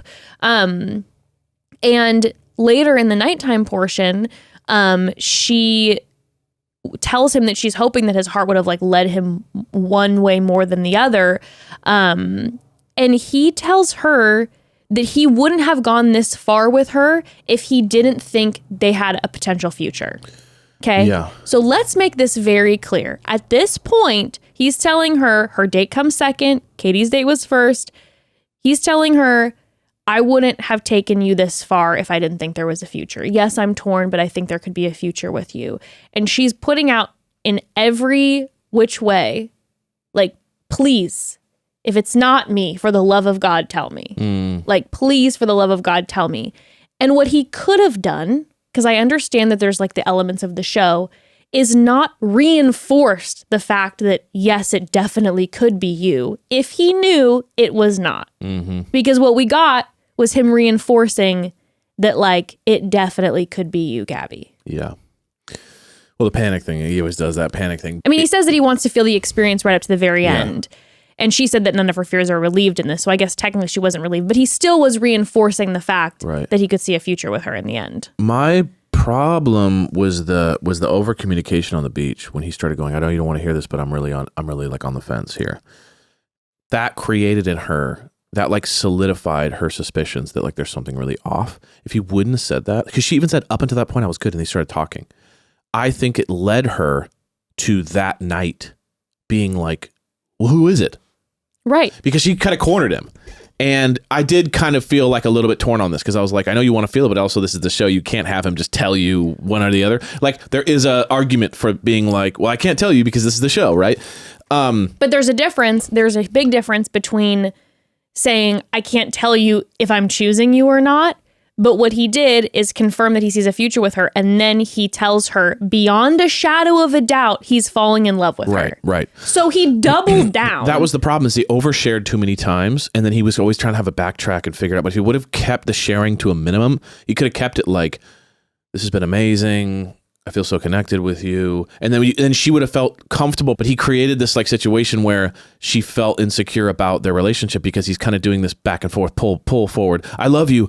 Actually, I'm on the fence, that kind of thing. And then she's going, well, just choose then, versus like he never did that with Kaity. So Katie's able to just kind of go, I'll see you tomorrow. We'll see. You know what I mean? Like you can just see the difference. What it allows is then it to all kind of happen a little more organically, because Kaity, because of all the because with Gabi, all the situations he put Gabi in, Gabi then is questioning things, and then he is affirming that is falling in love with her. So then it's, honestly, just straight up manipulation to me at this point, where you're like, because you admit it later and after the final rose that you already knew that it was going to be Kaity, and now you're telling this woman that you see a future and you're falling in love with her. And she's asking, is it me or not? Or like, why don't you know? And again, I understand it's the show, so you gotta have to kind of, you can't, they don't let the lead outright be like, yes, it's going to be you. Yeah. But at the same time too, we've seen in the past. Sure. I'm sorry, we've seen in the past People plenty of times where the lead ends up saying like, you know what, I'm not going to do this to you. Right. I can tell you're struggling and you're asking me like, is it going to be you? And I need to know. And I am honest with you. And I say, I'm actually in love with this other person. And then they allow that person to leave and don't drag them, if they know, to the altar. And then they just have the altar with their final choice. Yeah. Instead, Zach allowed it to continue to go and then affirmed and confirmed to her, yes, indeed, I am falling in love with you and I don't know what I'm going to do. And again, after the final rose, we found out that that's not the truth. Yep. What happened to the truth teller? It's not the truth. The heart guardian is not really so much the guardian of the hearts.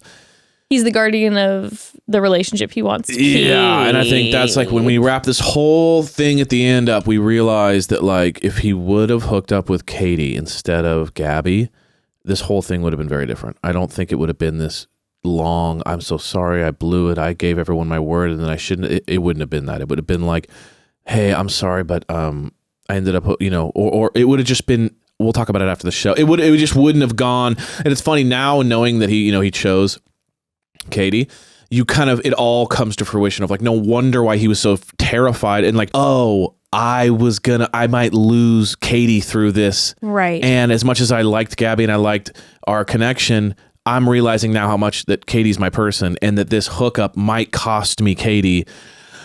Now I need to do this declaration to the world that I'm so sorry for putting this and I should have been a man of my word, but reality is it's like Kaity, I'm sorry. No, that's basically what this was. Kaity, don't leave. I'm sorry. I should have done that. The whole thing was extremely selfish with the top three, where it's like, again, like you said, it makes it now so obvious where it's like, of course he didn't feel the need to tell Ariel. And that's the thing too. If he would have told Ariel, it would have helped, but and then he goes with Gabi and he's just like, I don't care. Again, we can talk about this in a second, but like, I'm going to tell everybody and I'm going to announce it to the world. Right. And I'm going to make sure then that Kaity has to know, because clearly it's like Kaity was going to be his final choice. And at the end of the day, it's totally okay if you had a clear front runner and you had your final choice. Totally okay. But you have to then be respectful and handle it like in a way that you're going to be honest and forthcoming with the remaining women and also treat them with equal respect. Right. Not just, I'm going to make sure Katie's good. Right. And then bulldoze everything else. I don't think Zach's a bad guy at all. I think he got caught up in his own kind of legend, trying to please this whole thing, trying to make everyone stay equally in love with him. And I think right at the end, it just really peaked out. And that's when he lost control of the whole ship. Yeah. God. And then he just hurt. Yeah, then everyone got hurt, people, including the person he wanted to shoot. So like everyone, that's what I mean. Is it just got out of control. The speed wobbles were just like whipping, and he couldn't right the ship. So we then end up getting to the engagement day, and Jesse Palmer's there instead of Neil Lane. Where is Neil? Couldn't make it. Busy man for our. He was doing ours, yeah. He was thinking We had already booked him. He's a man of his word. So Gabi's first. Yep. She says she knew it. I don't think we've ever seen this in the history of the show. Crazy. Jesse Palmer's standing there and he says, "How are you feeling?" And Gabi looks at him and she goes like, "I just know what's about to happen." And she tells him, she's like, "I know what's about to happen." I don't think we've ever seen that before. And she walks in there. Now, I will say, to Zach's credit, I don't know if this is him or the production or whatnot. I would imagine the producers would want to let her continue to suffer. But I did appreciate the fact that he didn't let her do a speech first, because we have seen in the past some leads when they're about to break up with somebody at the altar, let them do their whole love speech and then say it's not going to work. So I did appreciate that. It seemed like, unless they cut out her speech, which I don't think they would have, it seemed like he immediately took her hands and he started talking first. At least there's that. And then she's just like, don't. Yeah, and then he's just like, falling in love with you has made me a better man, but...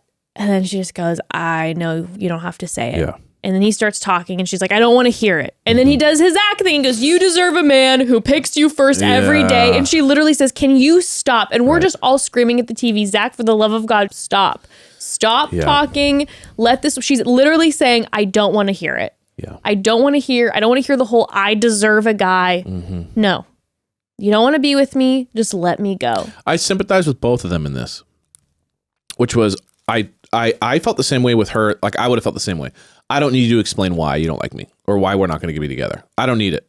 Like, all it'll do is get me in my head about some stuff about myself.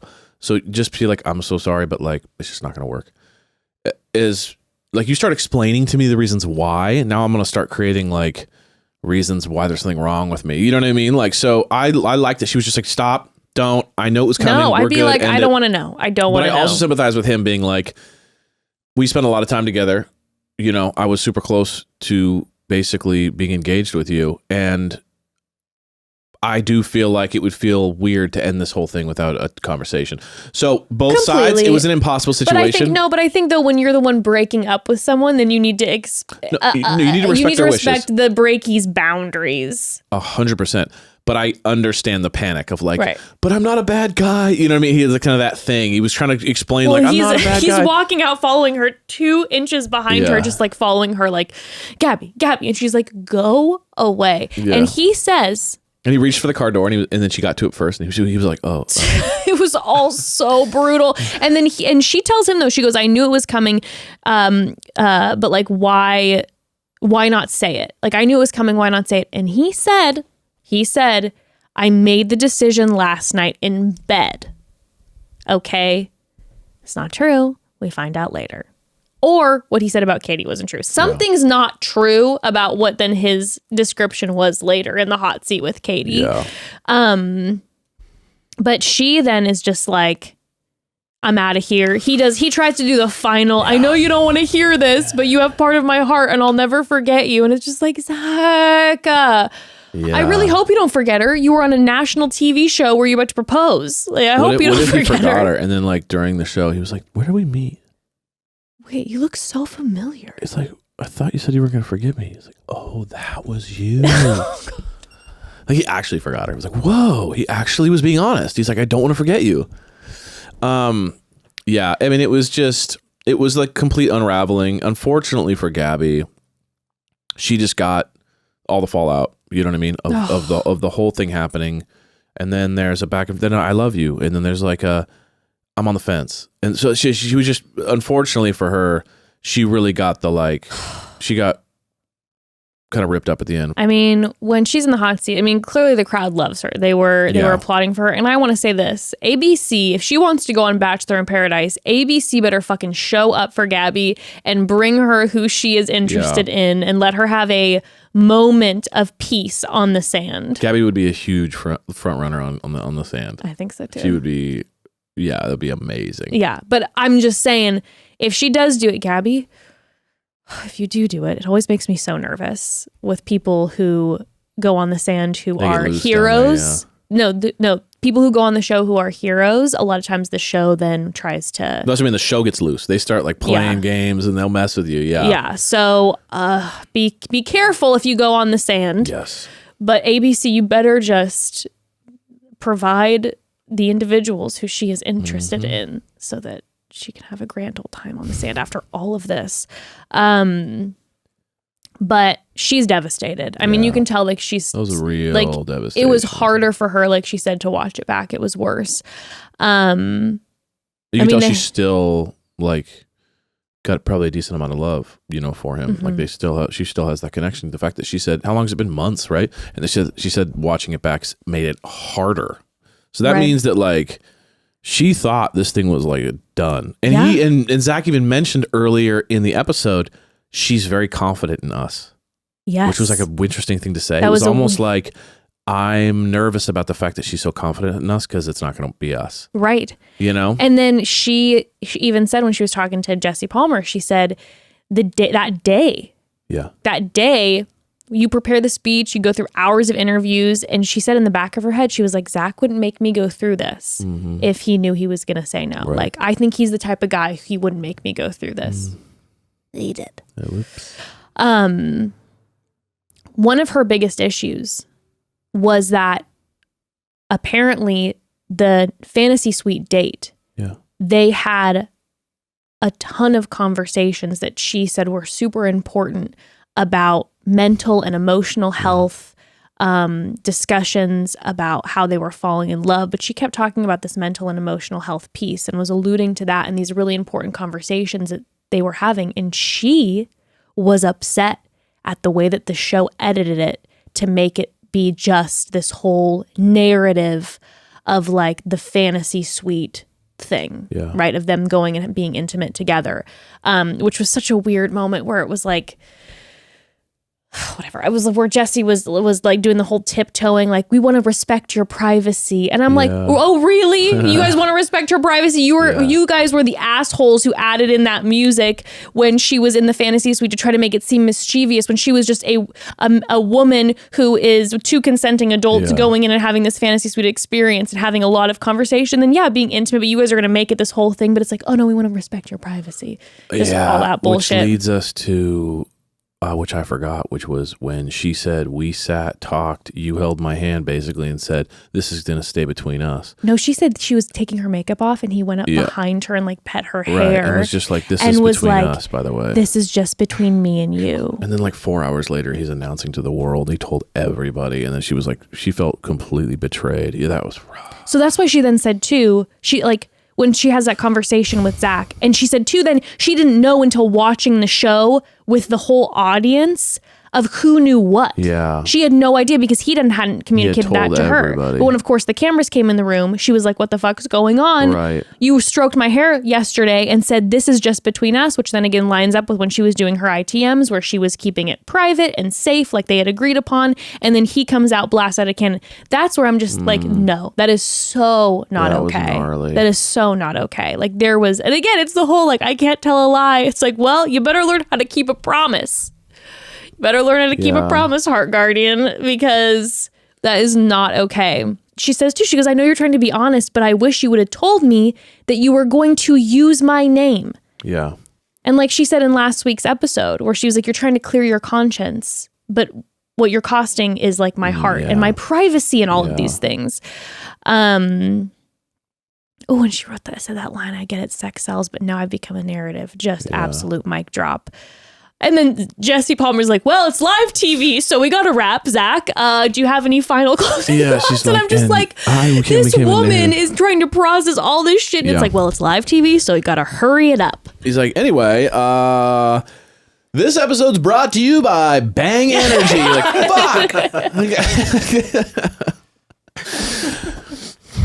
Well, like he kind of apologizes. He apologizes, but he keeps going with this whole like, I'm trying to be honest. And I really wish, and I did think overall like he was listening. I mean, but at the end of the day, there was still this whole like, I'm trying to be honest. And it's like, I was hoping that there's an element of like, I hope you recognize what you have put this person through and what you're at. And he said, my actions have consequences. And it's like, I hope you realize that those consequences are more than you now feeling uncomfy on live television. The consequences mostly involve hurting this woman. Right. You know, we love you, Gabi.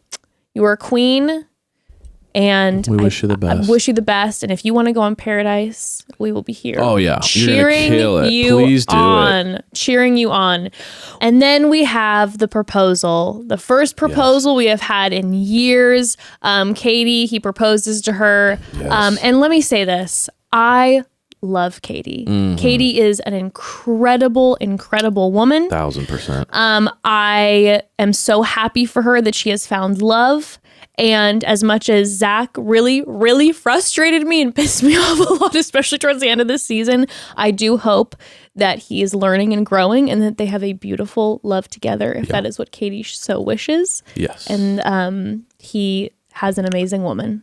That's she for sure. seems very supportive of him. Yeah. And you know what I mean? Like they were like sitting on the couch and she was just like holding his leg and looking at him all the time. And like she was so like, you know, especially after watching everything she just watched. That's what you and I were talking about. Watching like, Gabi, who's her friend, be devastated and hurt and feel betrayed. Seeing Ariel, who's her friend, be betrayed and hurt.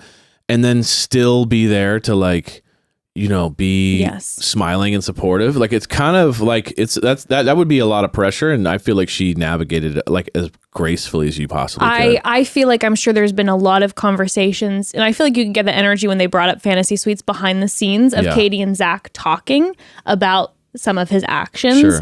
Because like you said, she is like besties with Gabi. She's very close with Ariel. In fact, on the day of the Fantasy Suites, all three of the women posted the same photo with the same caption as like a support for each other. So they are like a united front. Yeah. So it is interesting, you know, as Kaity then is processing, seeing all of that and then being in a relationship with Zach, like how hard that must be.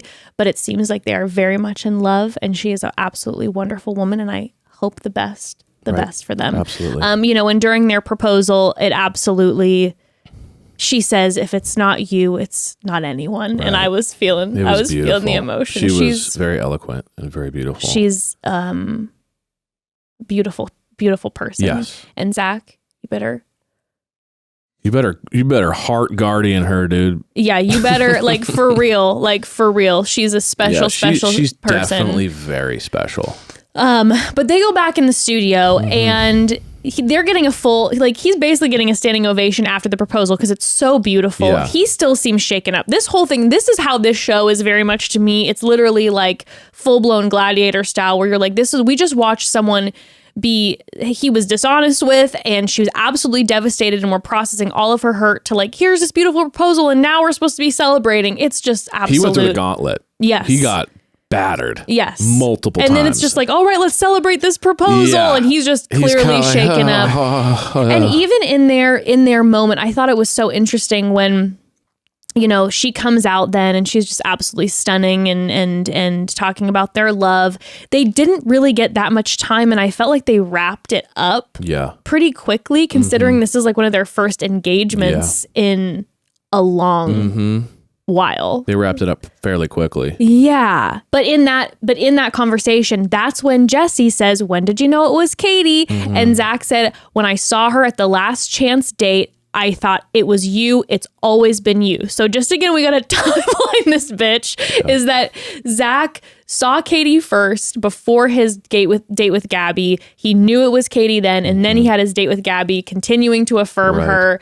And then tells Gabi during the non-proposal that he just figured it out the night before. So like I'm saying, something's not honest here. Either he really didn't know until the night before and then he's trying to say this to make it seem like, Kaity, it was always you, or he's not being honest, which I feel like he always knew it was Kaity. I feel like it's been Kaity from the top. And he was maybe trying to kind of like really give Gabi a chance at the end maybe, but she could sense through, she knew like this is weird.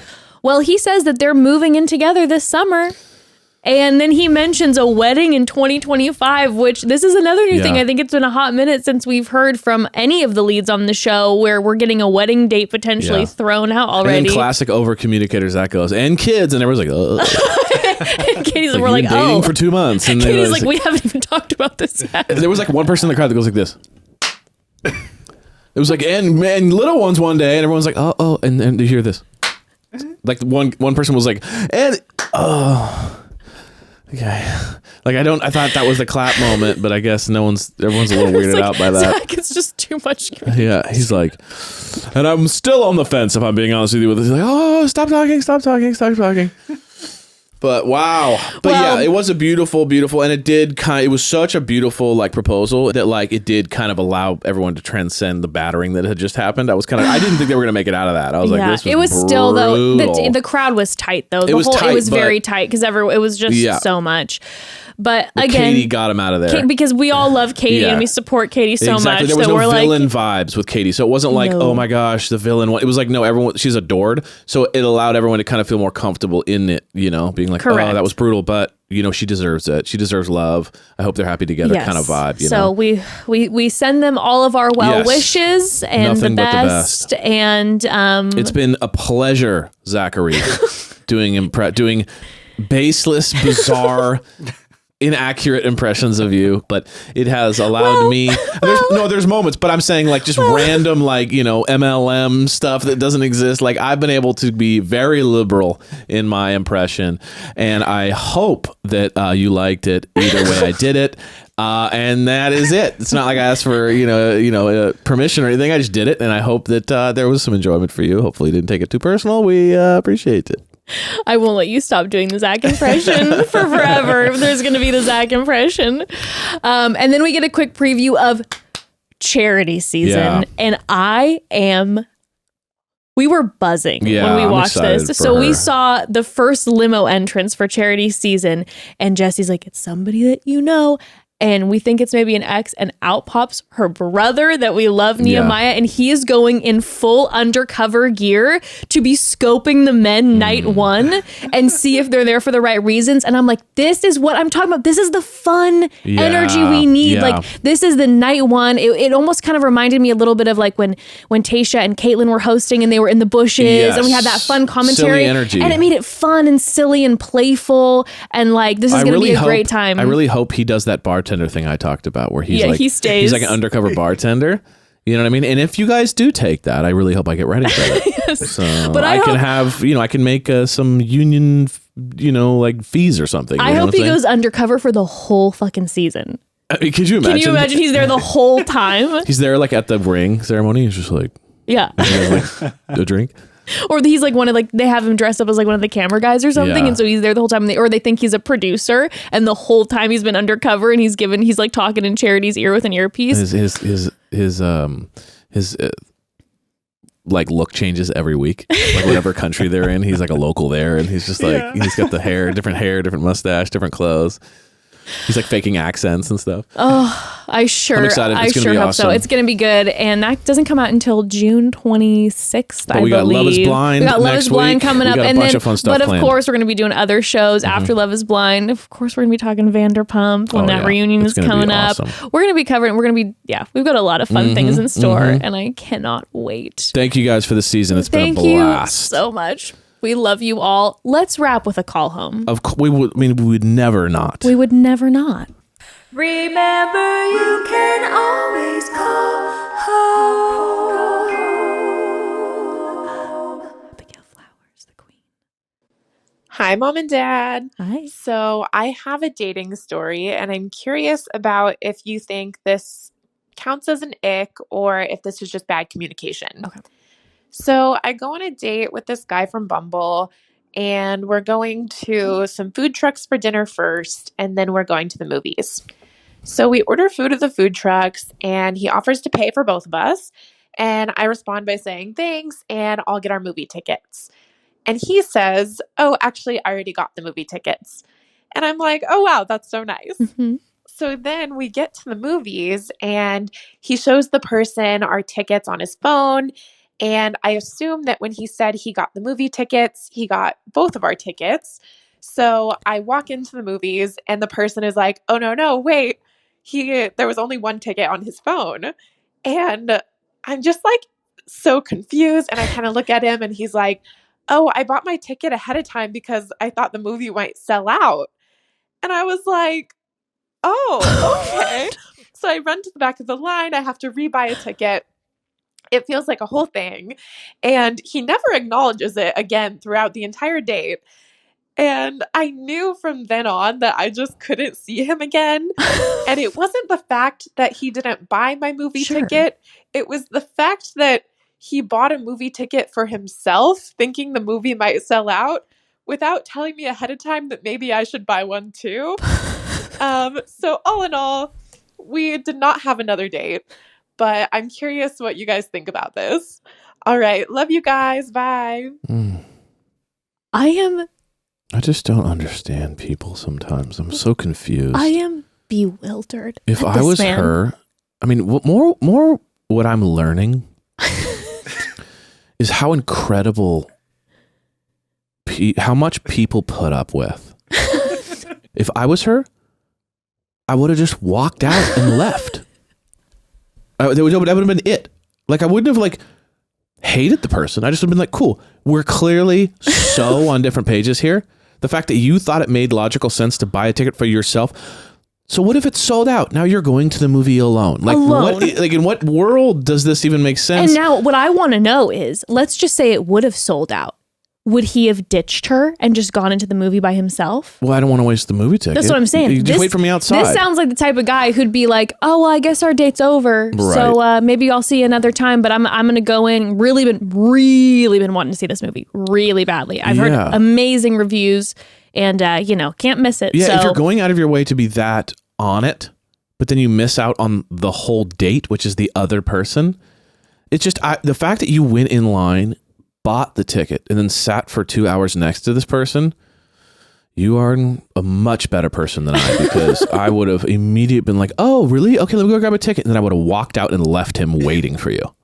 That's exactly, I wouldn't even. So as your dad, I say, if that ever happens again or anything slightly like that, walk out and don't even tell them you're leaving. Ditch his ass. Just walk out. Because the fact too, like, it is blowing my mind that in this whole conversation that when she so graciously was like, I'll get the movie tickets. Yes, she offered. And then he's like, oh, no worries, I already got them. Like, and then he let her follow him into the movie theater?